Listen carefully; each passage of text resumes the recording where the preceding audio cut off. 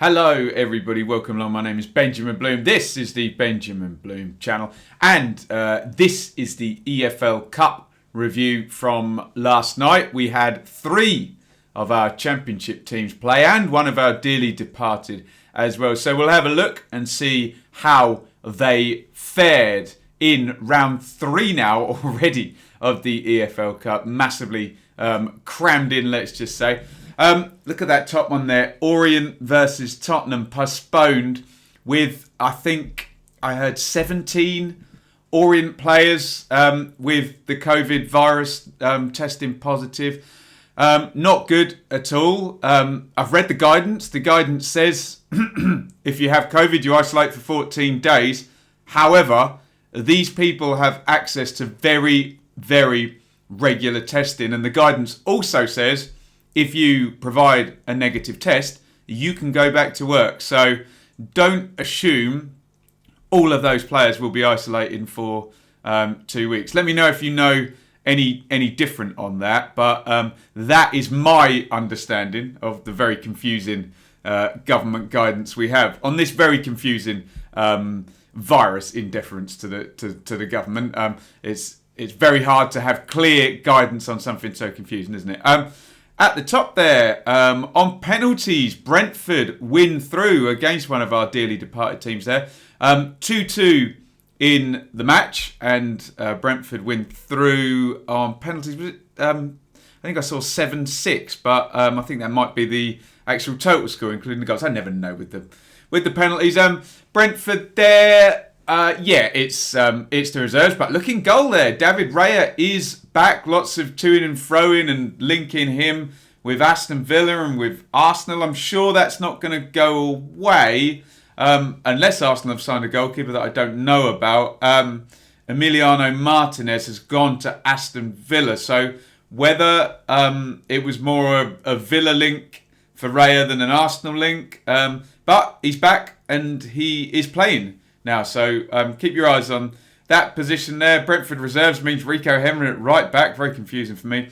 Good. Sørensen and Thompson, so no Janssen and Dalsgaard and Pinnock.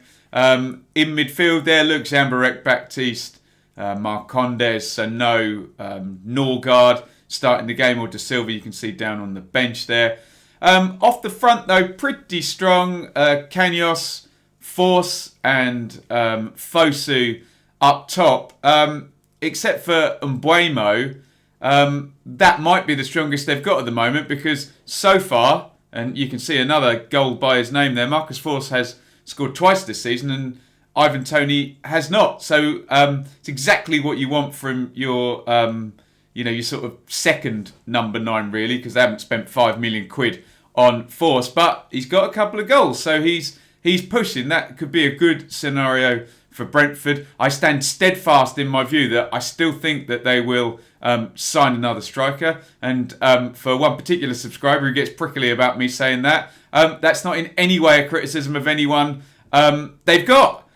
You want as many good players as you can on your books, surely. Our dearly departed there, look, it's a reserve team, isn't it? Peltier, we haven't seen. Kipre, Burton, Ivanovic, you can still find him.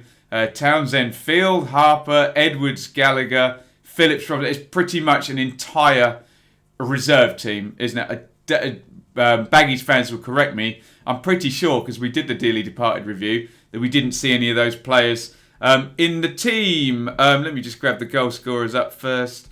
And yes, it's going to be Hal Robson-Kanu with a very chilled out approach to sending David Raya the wrong way. You can't call it a run-up if he doesn't run. It's a walk-up and slide it in the corner there. Robson-Kanu. Is he going to try and put some pressure with some goals on? It's been Callum Robinson, hasn't it, up top there. What an equaliser. I couldn't get a good picture of that. That blur in the middle there is Emiliano Marcondes scoring a superb kind of overhead volley.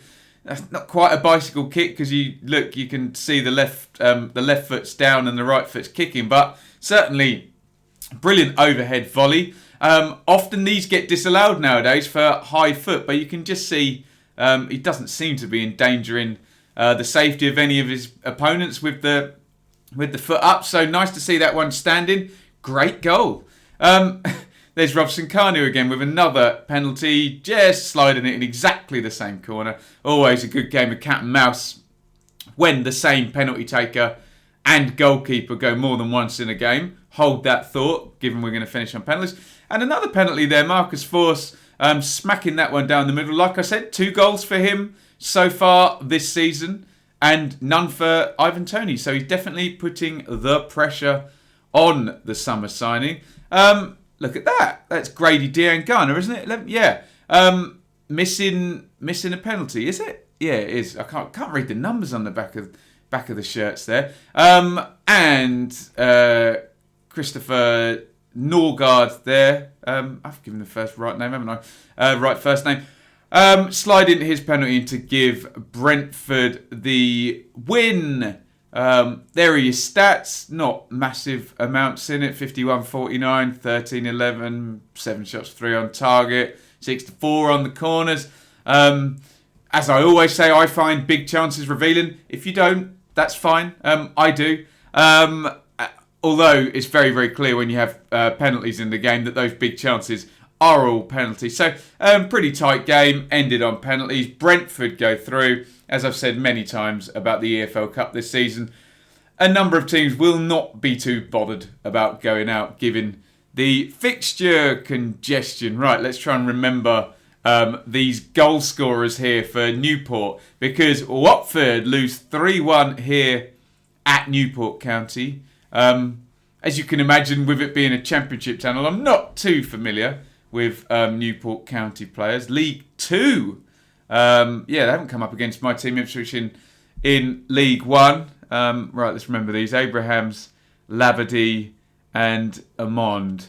And the goal scorer for Watford there is going to be Peñaranda. Crikey, I'm struggling. So, as you can see, some Watford reserves that we haven't seen there. Although Backman played in the last round, didn't he? Dawson, Agawaka. Sierra Alta has played in the Championship, hasn't he? James Garner there, debut on loan. Still trying to figure out who he's going to play up top there. Sinclair and Murray probably think they're playing for a first team spot. I know João Pedro has played a couple of games there, but very much a reserve team from Vladimir Ivic, and it is his first defeat indeed. Abrahams, Labadie, Amond. So that would be Abrahams with the penalty, sliding that one in for Newport. Good goal there. Let me get... that's Labadie, the central midfielder, I believe. Not familiar with Newport players. Nice finish, actually, on the half volley from the clearance. That's going to keeper's left into the corner. That was Peñaranda, which I think is the correct pronunciation. Wrestling the ball away from another player to take the penalty. Stick it in for Watford. And there, I think that must be Amond, however you pronounce it. 3-1 to Newport. Again, Watford will not be too bothered about going out. They will be bothered about this. That's Stipe Perica, who is one of their forward options. And that's a left elbow into the face there. And he got the violent conduct, serious foul play. I don't know which one he got. Either way, it's going to be a 3-match ban if that's upheld. Which Vladimir Ivic will not be very happy about, no doubt. The numbers, and yes, I understand the numbers sometimes lie. They don't necessarily reflect the game state totally, but 52-48 for the possession. But look at that, 14 shots to 3 for Newport there, 5 corners to 2, 3 big chances to 1. So obviously one of them's the penalty for... I did lots of penalties in this game. But yeah, Vladimir Ivic will not be pleased with that, I guess, other than the possession and the accurate passing. They looked like they were fairly well beaten, although it is Watford reserves is the mitigating factor. Get your thoughts on that if you're a Watford fan. I think it's the big game against Luton this weekend. So, and speaking of Luton, Luton played on Sky last night. Sorry, I couldn't get to watch this one against the Giants, Manchester United, who put out quite the first team there. When you look at some of the names, only one or two of the big names, but still they're still stacked. Whoever they put out, aren't they?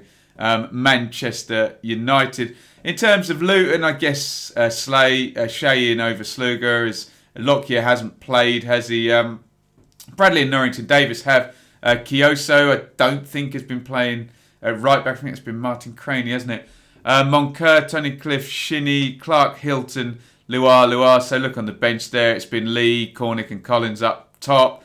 And Panzu in midfield as well. So it is a half and half in the main reserve Luton team, and they're playing so well in the league, Luton. But this one's going to go 3-0 Manchester United. Just a bit too much star power there. Juan Mata, who's been a great player in the Premier League, scoring the penalty.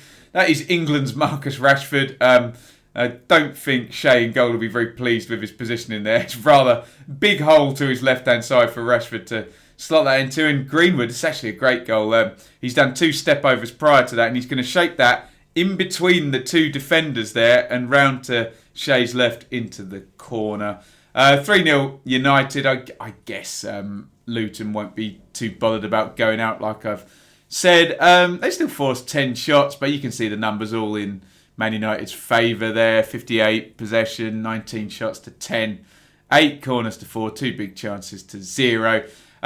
They look fairly well beaten. I didn't watch the game, but that would be my read on that, just looking at the goals and the numbers this morning. Looking back, let me know if you think different, but I'm sure Luton fans won't be too bothered, especially given how well they have started the league. 100% record. More Championship teams and dearly departed going tonight. So look, Preston, they're playing Brighton. We've got Fulham, who are dearly departed against Sheffield Wednesday. Then we've got Millwall against Burnley. We've got Stoke against Gillingham. Fleetwood, Everton, we won't cover. Leicester, Arsenal, we won't cover. Morecambe, Newcastle, we won't cover. Barnsley go to Chelsea. So we'll look at all of those tomorrow morning. And then going on to Thursday night, sadly, they might get missed out because there's only 2 teams, but we'll see what happens. Bristol City play Villa, and Bournemouth go to other Premier League giants, Manchester City. And we're not too worried about Lincoln versus Liverpool. So get your thoughts in there. Brentford go through, Luton go out, and Watford go out if you support any of those teams. Anything to take away from those games? Any positives, negatives? Red card for Watford, Brentford winning, Marcus Force scoring, David Raya coming back for Luton. Any positives, negatives? Let me know if you support any of these teams. Please interact with me on YouTube. I do welcome your comments. Went back and forth with a few people on the channel yesterday. I will read your comments. Please try and be balanced. I do want people to comment on the channel. I want everyone to feel that they give their opinions, but please try and be balanced, i.e. respond to what I'm actually saying, and just remember that I talk a lot to football fans all week. I am very good at being neutral, banging my own drum there, but I do this all the time. And just have a little thought in the back of your mind that your love for your team might not make you the most neutral person. That's all I'll say. And remember, if I reply back, if you've disagreed with me and I reply back disagreeing with you, that's not me being an arse. That's me doing exactly what you've done with me, and that's having a debate. So sometimes I think people reply thinking I'm not going to reply back, and then when I do and I actually disagree, they go like, oh God, I've upset him. You haven't upset me. That I'm just responded in exactly the same manner and stand in my position. So I want to interact on the channel, but those are the terms that I kind of want to do it on. Everyone is entitled to their view. All I'll ask is don't let your love for your team cloud your reasoning, because I don't love your team. I'm coming at it completely neutral and looking at numbers and looking at what I see, and sometimes giving, a hunch or an opinion. Sometimes I get people a little bit defensive, and what I don't want is, if I've tried to be completely neutral, I don't want people coming at me in the comments just because I haven't been pro their team. That's not my job. That's your job as a supporter on the terraces. Fine. That's your job as a supporter on a fan channel for that team. Fine. Great. this isn't it. So just remember that, because we were going back and forth yesterday, and okay, sometimes I can be a little bit oversensitive in the comments. Just catch me at the wrong time. But that's all I'll say about that. I do want your interactions, though. They are absolutely vital. Anyway, with that being said, please subscribe to the channel. Join the Fantasy League T5Q. BR0 is the code. I'm going to remove that in a couple of weeks, okay? Listen to the podcast. I'll put this out as audio if you don't want to look at my face. Shop at Amazon. We added another list. 24 championship mugs now on there. Go and buy a bit of tat for your team. Get the sellers some money. Contribute to my channel. Brilliant. Works for everyone there. Amazon.co.uk/shop/the Benjamin Bloom Football Channel. Lots of fun lists on there. And you can subscribe via Patreon. Some perks over on Patreon. For example, tonight we've got the Q&A. We've got Connor from One Leeds channel, One Leeds fan channel coming on. And your Patreon questions will go to the head of the queue for that. Also, extra bonus content, particularly on the $5 tier as well, in terms of video content from me. And you can sponsor the channel. You can be a fan sponsor like Russ, the Donovan brothers, and Jay have on the reviews, the previews, and the Dearly Departed show. Lots of other stuff up for grabs. And if you run a business, you can sponsor the full channel. There you go. Get your thoughts in on anything I've said. Sorry about the big rant on commenting, but it's good for me to kind of clarify my own position towards you guys, that this is a neutral fan channel, and I'm coming from a neutral view. So the debate is already a bit skewed if it's a neutral person with a biased person. It shouldn't be my job to take into account an implicit bias that somebody has and try and work towards pulling that back just to get a neutral debate. That's not what this channel is for, and that shouldn't be my job. We should be able to find outlets for us to be biased about our teams with other fans and shout and scream and rant and rave. Fine, but remember, over here I'm coming at it just slightly differently than a fan channel would. Shall I shut up about that now? There you go. Lots of stuff coming up today. We'll do Fantasy League as well. Might even be able to do another transfer update, another few. Maybe that'll be tomorrow. And do join us tonight for the Ask Away show, featuring Connor from One Leeds fan channel. Thank you for watching. See you on the next video. Need to iron my shirt, don't I? Over and out.